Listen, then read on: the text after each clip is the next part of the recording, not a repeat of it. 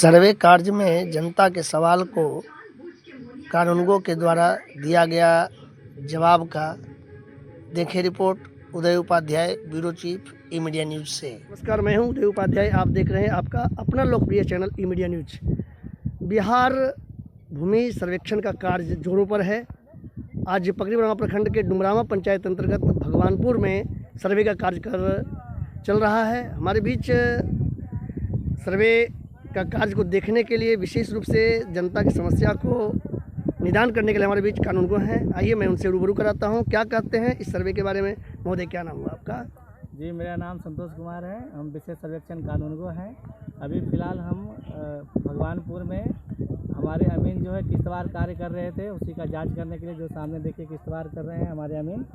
अभी उन्हीं का जो है जांच करने के लिए आए हैं।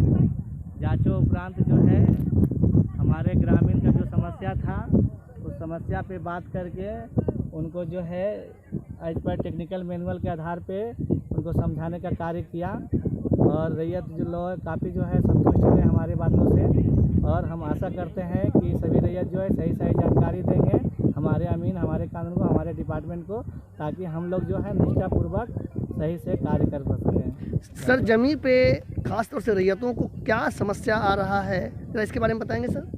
जैसे कि अभी बहुत लोग जो है प्रपत्र 1 में बोला गया था कि अलग अलग प्लॉट्स को बनाएंगे, ठीक है, लेकिन ग्रामीण क्या किए हैं कि 10 खेत को जो है एक ही रैयत को दे दिए हैं और अलग अलग नहीं किए। तो हमारे अमीन जब आ रहे हैं तो उनके द्वारा बताया जा रहा है कि इसमें 10 प्लॉट्स है, लेकिन वो स्पष्ट नहीं कर रहे हैं कि कौन सा डायरेक्शन में है।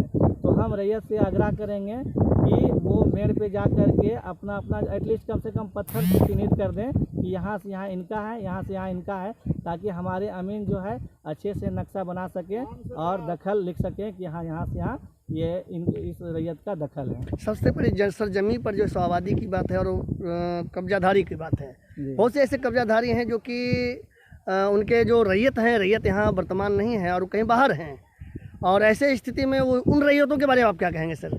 जैसे अभी कोई प्लॉट पे आएंगे तो अगर ठीक है कि एक प्लॉट पर्टिकुलर की उस रैयत नहीं है, लेकिन उनके चारों तरफ के चौहदीदार जो हैं वो एटलीस्ट 4 नहीं तो कम से कम 1-2 तो ज़रूर प्रेजेंट रहेंगे।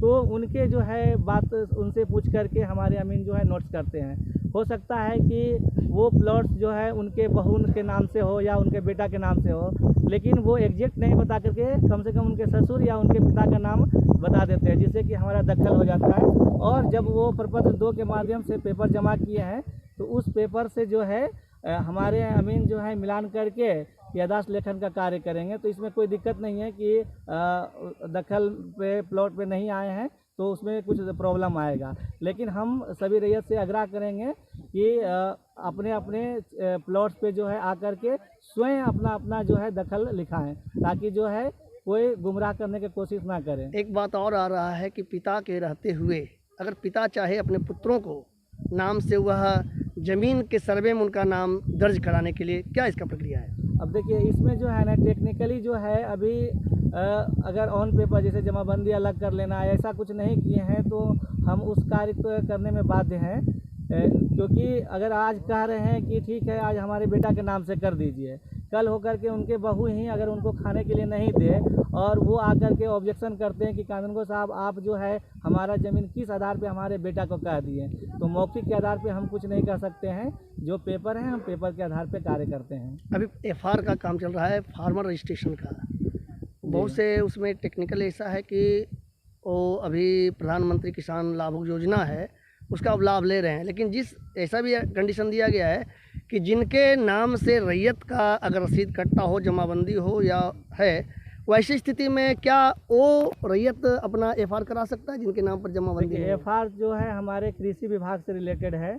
हमारे भी डिपार्टमेंट के हमारे अमीन, हम कानूनगो सब इन्वॉल्व हैं, लेकिन अब बात आया कि इरिगेशन डिपार्टमेंट का ऐसा पोर्टल बना हुआ है कि जिनके नाम से जमाबंदी है उन्हीं का रन करता है।